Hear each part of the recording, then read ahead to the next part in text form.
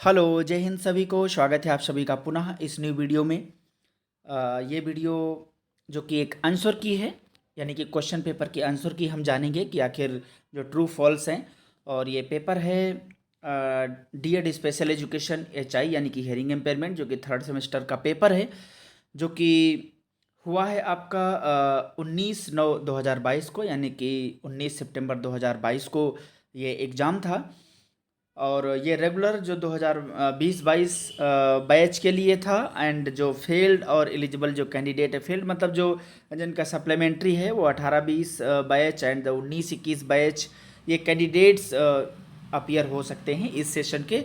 इस सेशन के अलावा कोई अन अपीयर नहीं हो सकता है। पेपर का नाम है education in the emerging Indian society and school administration. Paper code P01T03। चलिए देखते हैं इसमें जो क्वेश्चन है, जो ट्रू फॉल्स की बात करता है। जैसे कि आप देख पा रहे होंगे इसमें पहला जो स्टेट ट्रू और फॉल्स है, इसमें जो पहला है,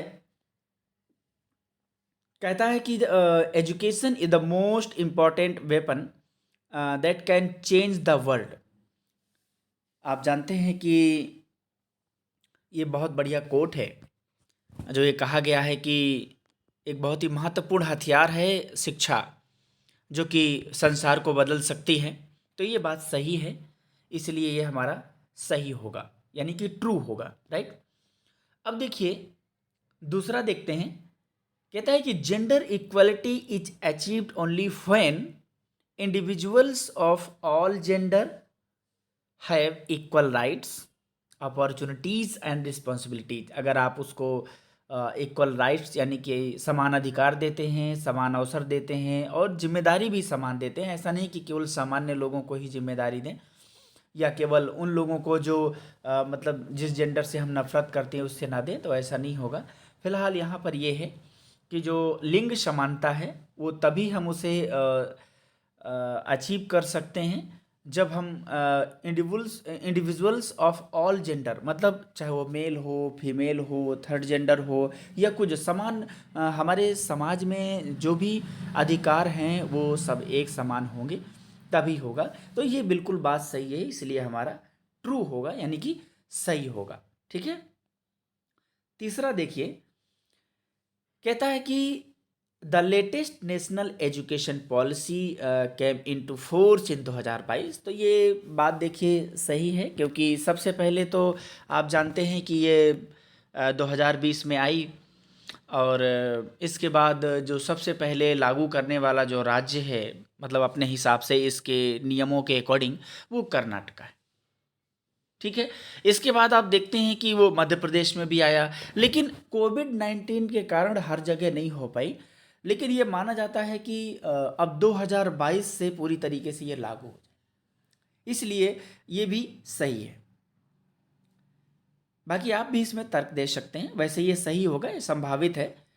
चौथा देखते हैं, कंटिन्यूअस कंप्रिहेंसिव इवैल्यूएशन। वैसे ये होता है कंटिन्यूअस एंड कंप्रिहेंसिव इवैल्यूएशन होता है।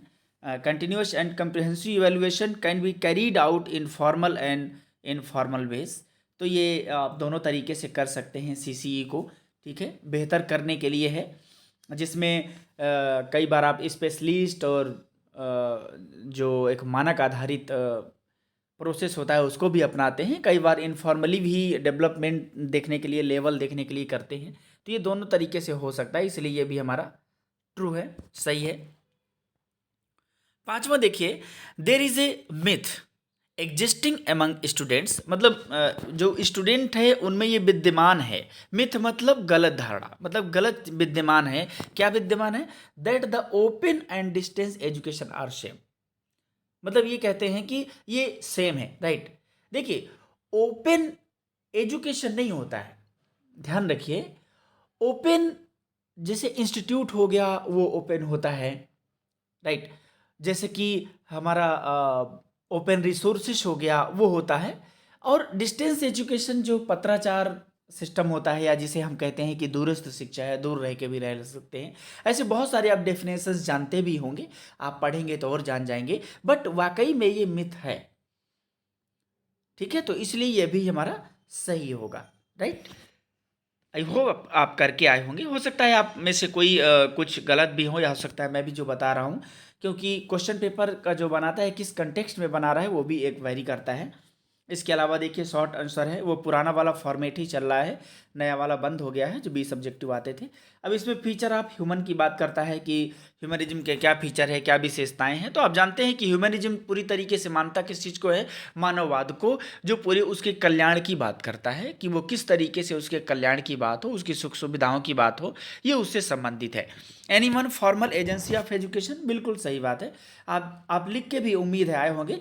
देखिए फॉर्मल एजेंसी जो होते हैं, जिसको हम औपचारिक एजेंसी भी कहते हैं, ये होता है आपका विद्यालय, महाविद्यालय, विश्वविद्यालय या एजुकेशनल इंस्टीट्यूट जिसमें रेगुलर जाना होता है। मतलब रेगुलर जाना होता है, वहाँ पे टीचर भी मिलते हैं, करिकुलम भी होता है, उद्देश्य भी होता है, समय सारणी भी होती है, सारी चीज़ें एकदम फिक्स रहता है। दैट इज दो, आप कोई एक लिख देते हैं, आप उसके बारे में, स्कूल के बारे में लिख देते हैं आप, स्कूल क्या है, स्कूल की विशेषताएं क्या हैं, या किस किस तरीके से फॉर्मल एजेंसी है, क्यों कहते हैं, तो आप ये लिख सकते थे। इसके बाद तीसरा है कि need of understanding philosophy of education. आप कैसे फिलॉसफी ऑफ एजुकेशन को देखते हैं, अंडरस्टैंड करते हैं कि क्यों इसकी आवश्यकता है। देखिए अगर आप देखें तो फिलॉसफी ऑफ एजुकेशन ये एजुकेशन का एक स्कोप भी हो जाता है, क्योंकि जहाँ फिलॉसफी जुड़ जाती है वहाँ पर ये तय होता है कि क्या, क्यों, कहाँ, कैसे, ये जानना बहुत ज़रूरी हो जाता है उसमें। बिकॉज फिलॉसफी क्या करती है, दर्शन क्या करता है, बहुत डीप जानकारी को प्राप्त करने में मदद करता है। तो एजुकेशन पूछा जाएगा कि एजुकेशन क्यों है, एजुकेशन की आवश्यकता क्यों है, एजुकेशन व्यक्ति के लिए क्यों ज़रूरी है, एजुकेशन से ही क्यों समाज का विकास होता है, एजुकेशन में और कौन कौन सी चीज़ें होती हैं, एजुकेशन समाज से कैसे जुड़ा है, इस तरीके के बहुत सारे। तो इसलिए नीड होती है कि हम एक गहराई को जान सके एजुकेशन की, ताकि उसको एक बेहतर इम्प्लीमेंटेशन कर सकें। Feature of good time table, एक अच्छा टाइम टेबल विद्यार्थियों के लिए, शिक्षक के लिए एक बेहतर होता है टाइम टेबल, जो अच्छे से उसमें समय दिया हो, कोई ओवरलैपिंग ना हो, मतलब ऐसी कई कई सारी चीज़ें होती हैं, आप लिख के आए होंगे। 5 प्रोविज़न ऑफ आरटी 2009, इसमें दिव्यांगता का भी थोड़ा बहुत जोड़ दीजिए कि कौन कौन से प्रोविज़न हैं, कितने साल तक के लिए है, इसमें कौन कौन से सिद्धांत हैं, ये सारी चीज़ें। डेफिनेशन ऑफ स्कूल एडमिनिस्ट्रेशन, जो विद्यालय का व्यवस्थापन होता है, जो विद्यालय प्रशासन होता है, वो क्या होता है, किस तरीके से मैनेज करता है सभी क्लासरूम को, सभी टीचर्स को, सभी स्टूडेंट्स को, किस तरीके से वहाँ के जो इन्वायरमेंट को कितना बेहतर मैनेज करता है, ये सारी चीज़ें। बाकी तो आप लॉन्ग देख ही रहे हैं कितना बेहतरीन बेहतरीन क्वेश्चन आए हैं। ये बहुत अच्छा क्वेश्चन है कि आप स्पेशल एजुकेशन में और equalisation of educational opportunities, major challenges faced in achieved in the same. तो मतलब इसमें लिखना था कि किस तरीके से एजुकेशन अपॉर्चुनिटी, जो एजुकेशनल अपॉर्चुनिटीज़ हैं इक्वलाइजेशन में, कि हमारे समाज के सभी व्यक्ति एक जैसे एक साथ बिना किसी भेदभाव के आसानी से शिक्षा ले सकें, और not only one man women या किसी भी तरीके का, आल वर्ग आल कैटेगरी का मतलब होता है कि हमारे नाली साफ करने वाले भी, जो ऑर्फन जो अनाथ होते हैं वो, या जो समाज से अलग हो गए हैं वो, मतलब कोई रह नहीं जाना चाहिए, सब मिले। और इसके डिटेल से पूरा लिखना क्या क्या मेजर चैलेंजेस भी फेस होता है इस चीज़ को अचीव करने के लिए, क्योंकि जल्दी लोग एक्सेप्ट नहीं करते। बहुत सारे माता पिता और बहुत सारे लोग आज भी जागरूक नहीं है समाज में। आप जा करके देखिए, सर्वे करके देखिए, सीबीआर करिए, कम्युनिटी बेस्ड रिहेबिलिटेशन, आपको पता चल जाएगा कि बहुत सारे माता पिता इसलिए भी राजी नहीं होते क्योंकि दिव्यांग लोगों के साथ उनका बच्चा पढ़ेगा, नाली साफ करने वाले के साथ पढ़ेगा तो वो भी वैसा ही बन जाएगा, जबकि ऐसी सोच गलत है। माहौल माहौल होता है। वहाँ पर अगर टीचर बेहतर पॉजिटिव एटीट्यूड वाला है तो सभी स्टूडेंट को समान समझ करके बेहतर डेवलपमेंट कर सकता है, बट डिपेंड थिंकिंग। ये बेहतर क्वेश्चन है। Explain the feature and significance of UNCRPD. आप जानते हैं United Nations convention on the rights of persons with disability 2006। अब इसको आपने बेहतर लिखा होगा, इसमें 50 अध्याय हैं, 24 अध्याय में एजुकेशन की बात की गई है, इसका सिग्निफिकेंस क्या है भाई।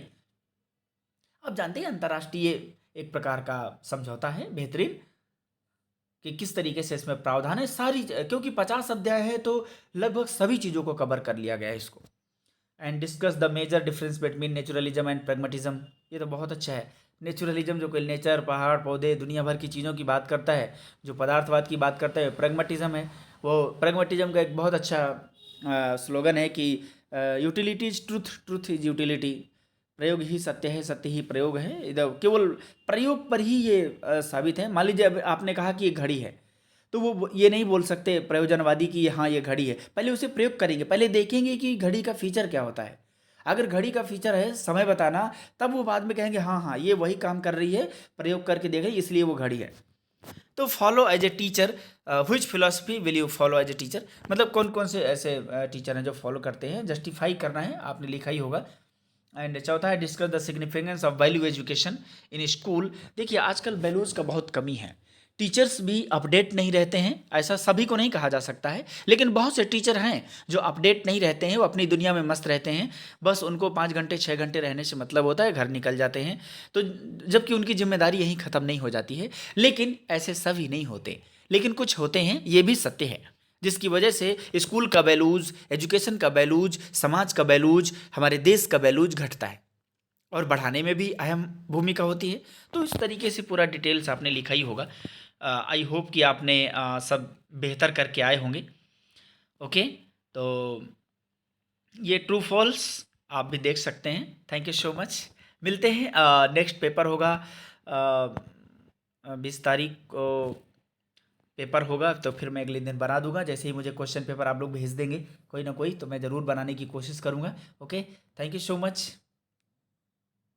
दूसरों तक ज़रूर शेयर करें ताकि सभी देख सकें, सीख सकें।